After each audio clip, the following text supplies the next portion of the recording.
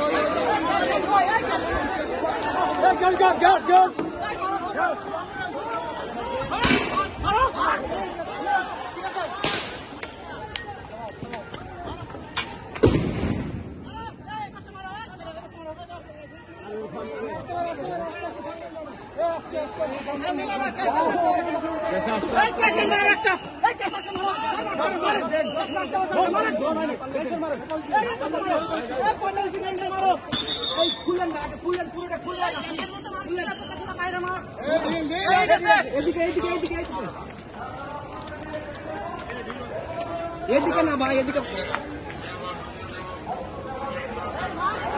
দেখো না, দেখো না।